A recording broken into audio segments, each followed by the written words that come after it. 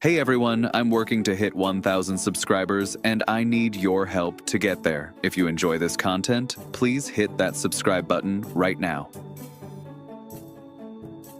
The Boston Red Sox just executed what might be the steal of the entire offseason, and the baseball world is still trying to figure out how they pulled it off. In a move that has analysts scratching their heads and fans celebrating in the streets, Boston has addressed one of their most glaring weaknesses for a price so absurdly low that it feels almost illegal. We're talking about a signing that was valued at over 4 times what the Red Sox actually paid, a veteran arm with elite capabilities, and a solution to a problem that has plagued this bullpen for months. This isn't just another minor league depth piece or organizational filler. This is a legitimate difference maker who fell through the cracks, and Craig Breslow just pounced like a lion on wounded prey. Ken Rosenthal dropped the bomb just after 7:44 p.m. Eastern Standard Time, and the shockwaves are still reverberating through Red Sox Nation. The legendary insider reported that free agent left-handed reliever Danny Coulombe has agreed to terms with the Boston Red Sox on a 1-year Major League contract. Now, before you start thinking this is just another typical bullpen addition, let me hit you with the numbers that will make your jaw drop. According to multiple reports, the Red Sox secured Coulombe's services for just 1 year and $1 million. Yes, you read that correctly. $1 million. To put that in perspective, Spotrac had his market value estimated at a 1-year, $4.3 million deal. The Red Sox paid less than 25% of his projected value. This isn't just a good deal. This is borderline theft, and Craig Breslow should probably be checking over his shoulder for MLB investigators because this signing is so lopsided it almost doesn't seem legal. The beauty of this move becomes crystal clear when you examine the current state of the Red Sox bullpen, particularly from the left side. Before Coulombe's arrival, Boston had exactly 2 southpaws in their relief corps, Yoanny Moran and Aroldis Chapman. Now, we all know Chapman's role is locked in as the closer. The Cuban Missile showcased vintage form last season, reestablishing himself as one of the premier ninth-inning arms in all of baseball. His spot at the back end of games is absolutely cemented, and barring some catastrophic development, he's not moving from that position. But here's where things got dicey for Boston. After Chapman, who else could they turn to when facing a dangerous left-handed hitter in a crucial middle-inning situation? Yoanny Moran has shown flashes during spring training, but let's be honest, he's still developing and hasn't exactly been lights out by any measure. The kid needs time to grow, to refine his craft, to learn the nuances of attacking big-league hitters in high-leverage spots. You simply cannot rely on a developing young arm as your only middle-relief lefty option when you're trying to compete in the brutal American League East. That's where Danny Coulombe transforms this entire equation. Suddenly, Alex Cora has a legitimate weapon to deploy in the 6th, 7th, or even 8th inning, depending on matchups. This gives Boston the flexibility to protect Moran, to use him in lower leverage situations where he can continue his development without the crushing pressure of being the only lefty option besides the closer. It also means the Red Sox can strategically attack opposing lineups, forcing managers to make difficult decisions about when to deploy their best left-handed bats. Now let's dive into who Danny Coulombe actually is, because this isn't some unknown commodity plucked from obscurity. This is a veteran arm who has been around the block, a pitcher who has accumulated valuable innings across multiple organizations and proven he can get major league hitters out at an elite level. At 36.5 years old, Coulombe brings that invaluable veteran presence, the kind of steady hand you want in your bullpen when games hang in the balance and young players are looking for leadership. He's been there, done that, collected the frequent flyer miles across the American League, and he knows exactly what it takes to succeed at this level. His experience alone makes him worth far more than the bargain basement price the Red Sox paid, but when you combine that veteran savvy with his recent performance, this signing becomes even more impressive. Looking at his 2024 campaign, you might initially see some concerning numbers, particularly his time with the Texas Rangers, where he posted an ugly 5.2 ERA. Your first instinct might be to panic, to question why the Red Sox would target someone who struggled that badly down the stretch. But here's where context becomes absolutely crucial, where the surface-level statistics don't tell even close to the full story. Before Texas acquired Coulombe at the trade deadline, he was absolutely dealing for the Minnesota Twins. We're talking about legitimate dominance from the left side.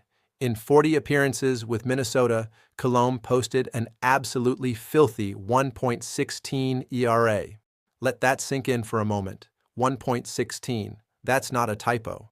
Across 40 games spanning the first half of the season, left-handed hitters and righties alike could barely touch this man. He was virtually unhittable, mowing through opposing lineups with the kind of efficiency that makes analytics departments salivate. So what happened in Texas? Sometimes a change of scenery, a different organizational approach, or even mechanical adjustments can throw a pitcher off his game. Maybe the Rangers tried to tweak something that didn't need fixing. Maybe the pressure of joining a team in playoff contention affected his mental approach. Whatever the reason, those struggles in Texas are the entire reason the Red Sox were able to snag him for such an absurdly low price. The market overreacted to a small sample of bad outings and completely ignored the overwhelming body of evidence showing Coulombe can be elite when he's right. Craig Breslow saw through the noise, identified the value, and struck while the iron was lukewarm in the eyes of other teams. That's how you build a contender on a budget. But if you really want to understand the ceiling on Danny Coulombe, we need to rewind to 2023 and examine what is quite possibly one of the most beautiful baseball savant pages you'll ever see for a relief pitcher. Pull up his metrics from that season, and it's like looking at a piece of abstract art, a sea of red and dark orange indicating elite percentile rankings across almost every meaningful category. His expected ERA sat in the 92nd percentile, meaning he was better than 92% of all pitchers in baseball when you account for quality of contact and batted ball events. His expected batting average ranked in the 77th percentile, which admittedly isn't elite territory, but it's still comfortably above league average and more than acceptable for a relief specialist. The swing and miss metrics are where Coulombe truly shines, where he separates himself from your average left-handed matchup reliever. His whiff percentage landed in the 75th percentile, meaning he's forcing batters to swing through pitches at a rate better than 3/4 of all major league pitchers. His strikeout percentage was even more impressive at the 80th percentile, demonstrating a legitimate ability to put hitters away when he needs to record an out. These aren't just guys making weak contact and hoping for outs. Coulombe is actively missing bats, freezing hitters with nasty breaking balls, and collecting punch-outs like they're going out of style. The control metrics are equally encouraging for a Red Sox team that has suffered through far too many walks from their bullpen arms in recent years. Coulombe's walk percentage in 2023 ranked in the 87th percentile, meaning he's throwing strikes and challenging hitters without constantly putting himself in dangerous counts. When you combine elite strikeout ability with exceptional control, you're looking at a pitcher who can work quickly, efficiently, and effectively without constantly flirting with disaster. That's exactly what Alex Cora needs when he's trying to navigate the middle innings of a tight ball game. The contact quality numbers are perhaps the most impressive aspect of Coulombe's profile, the statistics that should have Red Sox fans genuinely excited about what he can bring to Fenway Park. His barrel percentage in 2023 sat in the 82nd percentile, meaning when hitters did make contact, they were rarely hitting the ball with optimal exit velocity and launch angle. He's not serving up meatballs that get obliterated into the seats. He's inducing weak contact, generating awkward swings, and making hitters look foolish even when they manage to put the ball in play. His hard hit rate was even more dominant at the 95th percentile, indicating that 95% of pitchers in baseball allowed harder contact than Coulombe. When you can generate soft contact while also missing bats and throwing strikes, you have the makings of a genuinely dominant relief pitcher. Now, the one concerning metric on his Baseball Savant page is the fastball velocity, which sits well below league average. At first glance, this might seem like a red flag, a potential indication that his stuff won't play against today's power-hitting lineups. But here's where Coulombe's craftiness and pitch mix become absolutely crucial to understanding his success. He's not trying to blow 98-mile-per-hour heaters past hitters like Aroldis Chapman. That's not his game, and it doesn't need to be. Instead, Coulombe attacks with one of the most diverse and effective pitch mixes you'll find from any reliever in baseball. He features a devastating slider that dives away from left-handed hitters and freezes righties looking for fastballs. His cutter is absolutely disgusting, generating weak contact and broken bats throughout his arsenal. He'll mix in a sinker to keep hitters honest and change eye levels, keeping them from sitting on any particular pitch or location. The variety doesn't stop there. Coulombe also incorporates a four-seam fastball, a changeup, and even a curveball into his repertoire, giving him 6 different weapons to deploy depending on the situation and the hitter he's facing. This kind of pitch diversity is rare for a relief specialist, particularly a left-handed one who might traditionally be pigeonholed into a matchup role. With 6 pitches to choose from, Coulombe can attack left-handed power hitters, neutralize right-handed contact specialists, and adjust his approach based on game situation and scouting reports. Hitters simply cannot sit on one pitch or one location because they have no idea what's coming. That low 90s fastball that looks pedestrian on paper suddenly becomes far more effective when it's surrounded by 5 other offerings that all have different movement profiles and velocities. Hitters have to respect every pitch in his arsenal, which means they're constantly off balance and guessing exactly where a crafty veteran wants them.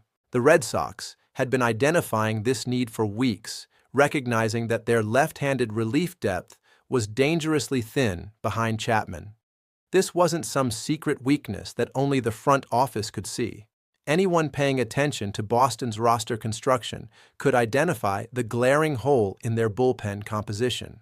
What makes this signing even more impressive is that voices within Red Sox Nation had been calling for exactly this move for quite some time. Smart baseball minds who follow this team religiously were screaming for Craig Breslow to target Coulombe specifically, identifying him as one of the few remaining quality left-handed relievers still available in free agency. The pool of southpaw relievers had dried up significantly as teams addressed their bullpen needs throughout the winter. By the time we reached mid-March, there were maybe 3 or 4 legitimate left-handed relief options still unsigned, and Coulombe was unquestionably the best of that limited group. The other names floating around in that leftover free agent pool were hardly inspiring. Jalen Beeks was out there, a pitcher who has shown flashes but comes with significant consistency concerns and doesn't have nearly the track record of success that Coulombe brings. Beyond that, you're scraping the bottom of the barrel, looking at reclamation projects and minor league depth pieces rather than proven major league performers. The Red Sox could have settled for one of those lesser options, saved even more money, and crossed their fingers hoping for unexpected development. Instead, they identified the clear best choice available and made it happen at an absurd discount. That's how smart front offices operate. They don't just fill holes with warm bodies. They target specific players who fit specific needs and then execute the acquisition at a favorable price point. What makes this signing even sweeter is Coulombe's historical success at Fenway Park, a crucial factor that often gets overlooked when evaluating potential acquisitions. Playing half your games at one of baseball's most unique ballparks requires a certain skill set, a comfort level with the quirky dimensions and atmospheric conditions that can turn routine fly balls into doubles off the green monster. Coulombe has extensive experience pitching in Boston throughout his career, accumulating a significant sample size of innings in one of baseball's most challenging environments for pitchers. His career ERA at Fenway Park sits around 2.3, an excellent number that indicates he's comfortable with the short left field wall, understands how to attack hitters in that specific environment, and won't be shell-shocked by the unique challenges that come with pitching in such a hitter-friendly park. For years, Coulombe made trips to Fenway while pitching for Oakland and Minnesota, divisional opponents who face the Red Sox frequently throughout the regular season. He knows the ballpark intimately, understands its quirks and tendencies, and has proven he can succeed there. This familiarity cannot be overstated in its importance. The Red Sox have seen too many pitchers struggle to adjust to Fenway's unique dimensions, watching in horror as guys who dominated elsewhere suddenly can't locate their pitches or trust their stuff with the green monster looming just 310 feet away. Coulombe won't need any adjustment period. He's not going to spend his first few outings figuring out how to pitch in this environment. From day one, he'll be comfortable and confident, ready to attack hitters with the same approach that has generated success there throughout his career. That kind of immediate readiness has tremendous value for a team trying to compete in a division that offers zero margin for error. The financial aspect of this deal deserves additional attention because it represents such a massive win for the Red Sox front office. Craig Breslow has taken some criticism for a relatively quiet offseason, for not making the splashy additions that fans were clamoring for during the winter months. But this signing demonstrates a different approach to building a contender, one focused on identifying market inefficiencies and exploiting them ruthlessly. By waiting until mid-March, by letting the free agent market cool and other teams move on to alternative options, Breslow created leverage that allowed him to sign Coulombe for a fraction of his projected value. Yes, the Red Sox could have been more aggressive earlier in the offseason, could have paid closer to that $4.3 million market value to secure his services in December or January. But why pay premium prices when patience can yield the same player at a massive discount? That $3.3 million in savings can now be allocated elsewhere, whether it's to in-season additions at the trade deadline, extensions for current players, or simply maintaining payroll flexibility for future needs. Some might argue that the Red Sox got lucky, that Coulombe's market simply never developed, and Boston benefited from circumstance rather than strategic brilliance. There's probably some truth to that perspective. The free agent market for relievers is notoriously unpredictable, with quality arms sometimes sitting unsigned deep into spring training for no apparent reason. Teams fill their bullpen needs in waves, and if a player doesn't catch on during one of those waves, he can suddenly find himself with limited options as spring training winds down. Coulombe clearly fell victim to this dynamic, watching as teams addressed their relief needs with other options and the calendar flipped to March with his phone not ringing as frequently as expected. But even if luck played a role, the Red Sox still had to identify the opportunity and execute the signing. They had to recognize that Coulombe's struggles in Texas were an aberration rather than an indication of decline. They had to believe in the 2023 metrics and the Minnesota performance rather than getting spooked by the small sample of bad outings. That takes conviction and confidence in your evaluation process.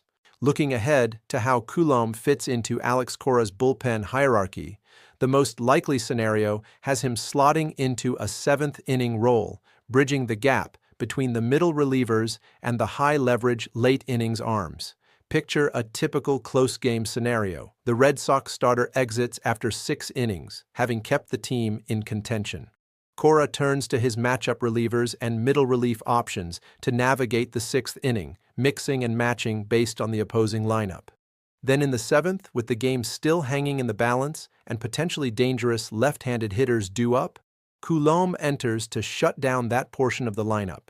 He attacks hitters with his diverse arsenal, generates weak contact and strikeouts, and hands a clean inning over to Garrett Whitlock for the 8th. Whitlock, one of Boston's most valuable bullpen pieces, handles the 8th inning before turning things over to Aroldis Chapman for the save opportunity in the 9th. This setup gives the Red Sox a clearly defined late-inning structure with multiple left-handed options to deploy based on matchup and game situation. If Coulombe is dealing and cruising through the 7th inning, maybe Cora extends him into the 8th against certain matchups, giving Whitlock a breather and keeping everyone fresh. If the opposing team stacks their lineup with dangerous righties in the 7th, maybe Coulombe slots into the 8th inning instead, providing that left-handed matchup weapon when it's most needed. The flexibility is invaluable, allowing Cora to manage his bullpen proactively rather than reactively scrambling to cover matchups with suboptimal personnel. This signing also provides crucial protection for Yoani Moran, insulating a young developing arm from being thrust into situations he may not be ready to handle consistently. Moran has shown promising stuff during spring training, flashing the kind of raw ability that makes evaluators excited about his long-term potential. But there's a massive difference between looking good in Grapefruit League action and consistently executing in high-leverage American League East regular season games. With Coulombe now in the fold, the Red Sox can bring Moran along slowly, using him in lower leverage spots where a mistake won't cost them a crucial game. They can work on his command, refine his secondary pitches, and build his confidence without the pressure of being the only middle relief lefty option besides the closer.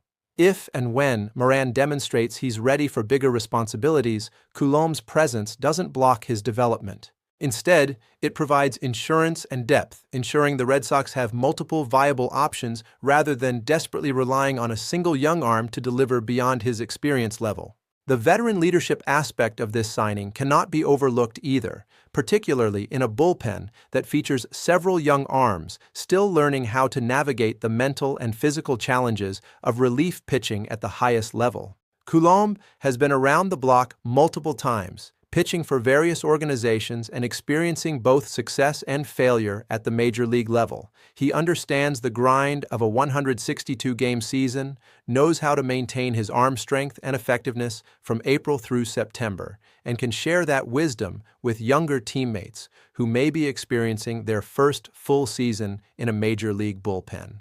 The importance of that mentorship often gets undervalued in today's analytics-driven game. But ask any successful team about the value of veteran voices in the clubhouse, and they'll tell you it matters tremendously.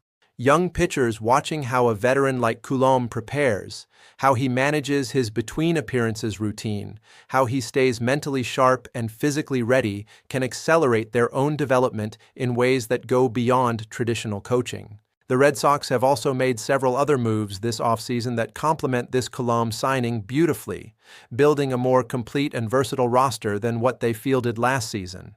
The additions of players like Isiah Kiner-Falefa and Brendan Rodgers shore up middle infield depth and provide quality at-bats throughout the lineup. The re-signing of key contributors maintains continuity and chemistry. When you step back and evaluate the totality of Boston's offseason moves, a clear picture emerges of a front office trying to build sustainable success through smart, value-driven acquisitions, rather than blockbuster splash moves that generate headlines but might not actually improve the on-field product proportionally to their cost.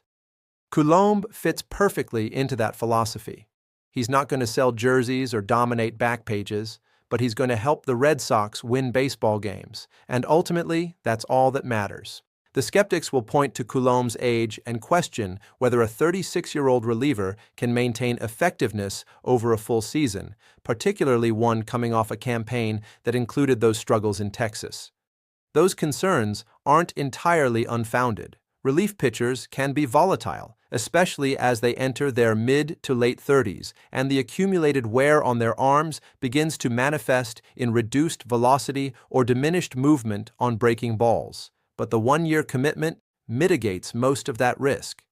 If Coulombe struggles or gets injured, the Red Sox aren't stuck paying him for multiple seasons. They can move on quickly, pivot to alternative options, and cut their losses. The financial investment is so minimal that even if he provides replacement-level production, it's not a devastating blow to the organization. However, if he recaptures anything close to his Minnesota form or his 2023 peak, the Red Sox will have secured one of the best bargains in baseball. The broader context of the American League East makes this signing even more crucial for Boston's competitive aspirations. The Yankees have reloaded, the Orioles remain talented and dangerous, the Rays always seem to win despite operating on a shoestring budget, and even the Blue Jays can never be counted out entirely. There's simply no room for weakness in this division, no ability to punt on certain aspects of roster construction and hope to overcome those deficiencies through strength in other areas. Every team is looking for edges, searching for undervalued players who can contribute beyond their cost, and trying to maximize every dollar of payroll flexibility. The Red Sox just found one of those edges in Danny Coulombe. While other teams in the division might have more recognizable names or flashier acquisitions, Boston now has a legitimate weapon that opposing managers will need to account for when constructing their lineups and planning their in-game strategy.